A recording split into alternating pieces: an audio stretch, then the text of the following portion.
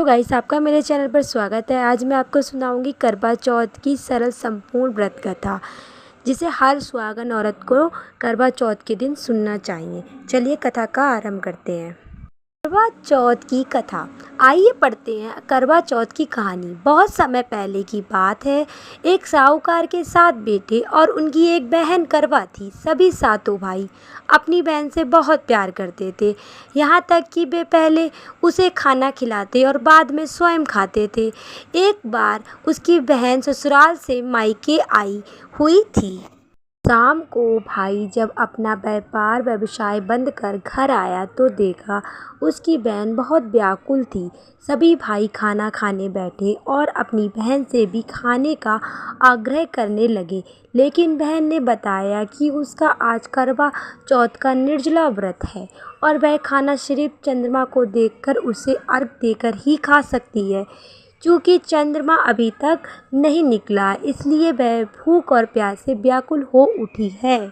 सबसे छोटे भाई को अपनी बहन की हालत देखी नहीं जाती। वह एक दूर पीपल के पेड़ पर एक दीपक जलाकर चलनी की ओर में रख देता। दूर से देखने पर वह ऐसा प्रतीत होता कि जैसे चतुर्थी का चंद्रमा उदित हो रहा हो। इसके बाद भाई अपनी बहन को बताता कि चंद्रमा निकल आया है, तुम उसे अर्घ देने के बाद भोजन कर सकती हो। बहन खुशी के मारे सीढ़ियों पर चढ़कर चंद्रमा को देखती है और उसे अर्घ देकर खाना खाने बैठ जाती है।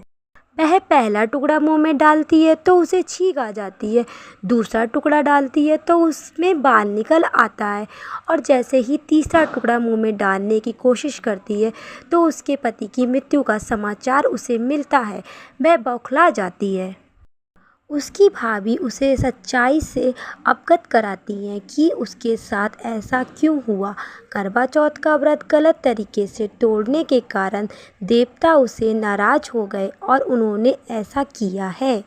सच्चाई जानने के बाद करवा निश्चय करती है कि वह अपने पति का अंतिम संस्कार होने नहीं देगी और अपने सतीत्व से उसे पुनः जीवन दिलाकर रहेगी। वह पूरे 1 साल तक अपने पति के श्राप के पास बैठी रहती, उसकी देखभाल करती है। उसके ऊपर उगने वाली सुईनुमा घास को वह एकत्रित करती जाती है।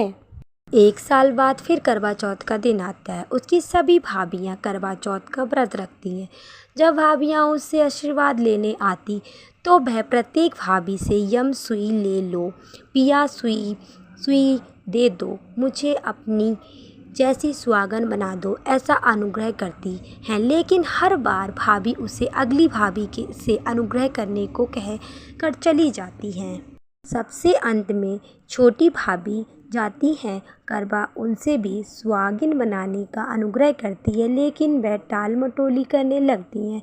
इसे देखकर करवा उन्हें जोर से पकड़ लेती है और अपने सुहाग को जिंदा करने के लिए कहती है। भाभी उससे छुड़ाने के लिए नोचती हैं, घसीटती हैं, लेकिन करवा नहीं छोड़ती है।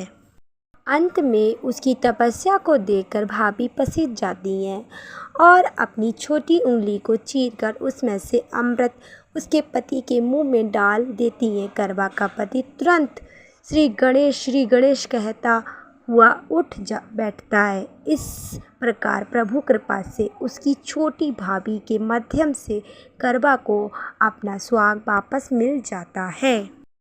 हे श्री गणेश, माँ गौरी, जिस प्रकार करवा को चीर सुहागन का वरदान आपसे मिलता है, वैसे ही सब सुहागनों को मिले। बोलो जय माँ करवा की। अगर आपको करवा चौथ की व्रत कथा अच्छी लगी हो तो मेरे चैनल को लाइक, शेयर एंड सब्सक्राइब जरूर करें। जय माँ करवा की।